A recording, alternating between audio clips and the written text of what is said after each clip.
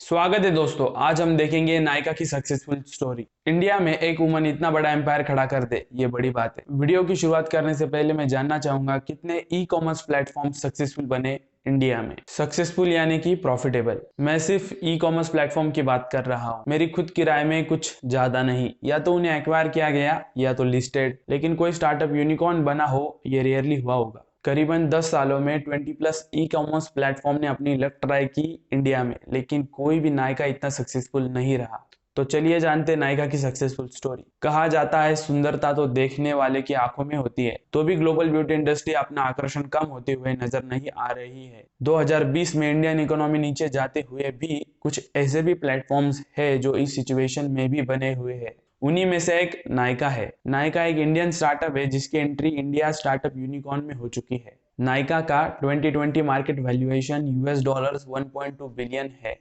नायका 1860 करोड़ तक प्रॉफिटेबल रहा 2020 में। ये profitability earning before interest, taxes और डिप्रिसिएशन से पहले की थी। इसे फाइनेंशियल टर्म में ईबिटडा कहते हैं, यानी कि किसी भी कंपनी को चलाने के लिए टैक्स खर्चे और कंपनी चलाने के लिए जो पैसा लिया गया है उनका इंटरेस्ट देने के बाद जो पैसा बचता है वो कंपनी का होता है टोटल प्रॉफिट। और इसी तरह से कंपनी का ईबिटडा के साथ 1860 करोड़ तक प्रॉफिट रहा और 94 करोड़ की अर्निंग रही। मैं आशा करता हूं मैंने ठीक से समझाया हो। नायका ने अभी तक एक ही कंपनी को एक्वायर किया है, 20 ट्रेसेस। नायका की लेटेस्ट फंडिंग 8 मई 2020 में थी। इस फंडिंग राउंड में $30 मिलियन की फंडिंग मिली, जिससे कंपनी का वैल्यूएशन $1.2 बिलियन हो गया।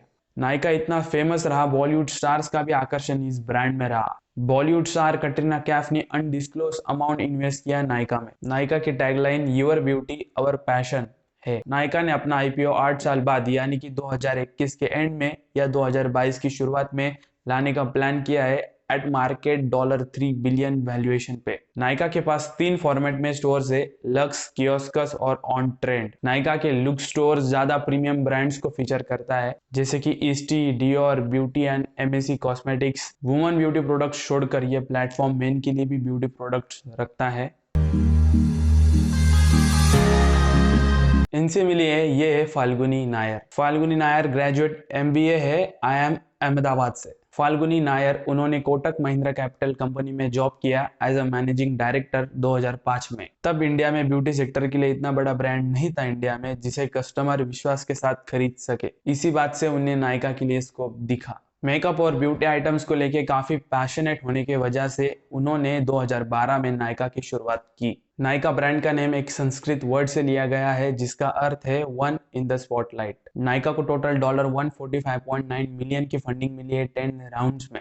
कंपनी हमेशा से ग्रोथ करती आई है। उनके पास 70 ऑफलाइन स्टोर्स भी है अपने प्रोडक्ट्स को रिप्रेजेंट करने के लिए। 2018 का इंडियन रुपी 555.1 करोड़ तक रेवेन्यू रहा। 2019 में इंडियन रुपी 1159.32 करोड़ रेवेन्यू रहा, जो 108 गुना ज्यादा था 2018 से। और 2020 में 1860 करोड़ का रेवेन्यू रहा। इसी बात से नायका को इंडिया स्टार्टअप यूनिकॉर्न में जगह मिली। मेरी रिसर्च के अनुसार नायका अच्छा कमीशन चार्ज करती है लग्जरी ब्रांड से अपने प्रोडक्ट्स ऑनलाइन बेचने के बाद।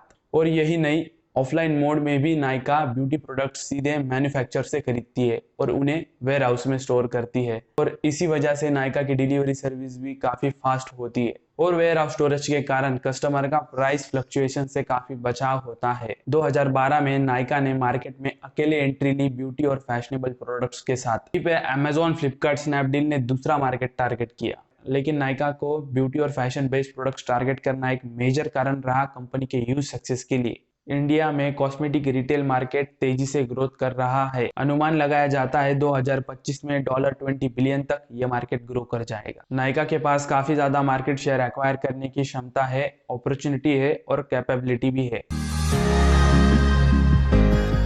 Number 1, your approach should be right. आपको आपके बिजनेस से क्या चाहिए ये जानना बहुत जरूरी होता है। आप अपना काम दिल से करते हो जिसका इम्पैक्ट ज्यादा समय के लिए हो। Second, you need to put extraordinary effort to get extraordinary result. क्या आपको पता है फाल्गुनी नायर अपने सभी कस्टमर्स के ऑर्डर को पर्सनली हैंडल करती थी?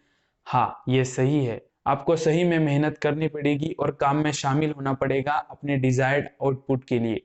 Third, understanding your market. आपकी मार्केट में आपका कॉम्पिटिटर कौन है और आपका कंज्यूमर कौन है, ये समझना काफी इंपॉर्टेंट है। ये आपको कस्टमर तक बेहतरीन प्रोडक्ट्स लाने के लिए हेल्प करेगा। Number 4, your vision and mission should be clear. आप क्या प्रोडक्ट लाना चाहते हो और क्यों लाना चाहते हो, ये क्लियर होना काफी जरूरी है। आप ऐसे प्रोडक्ट्स लाए जो सोसाइटी में वैल्यूएबल हो। ऐसे प्रोडक्ट्स लाने के पीछे आपका मकसद, आपकी सोच क्लियर होनी चाहिए जिससे सोसाइटी में चेंज आए। Number 5, taking risk is important. Risk लेना जरूरी है। शुरुआत के कुछ दिनों में अपना प्रॉफिट और अपना सर्वाइवल काफी मुश्किल रहा, लेकिन समय के साथ प्रॉफिट में आए और ग्रोथ आपके सामने है। तो ये थी दोस्तों आज की सक्सेस स्टोरी। मैं आशा करता हूँ आपको ये वीडियो पसंद आया होगा। अगर आपको इस वीडियो में कुछ पसंद नहीं आया तो मुझे नीचे कमेंट सेक्शन में बताइए। मेरे चैनल को सब्सक्राइब, लाइक और शेयर जरूर करना। Thank you.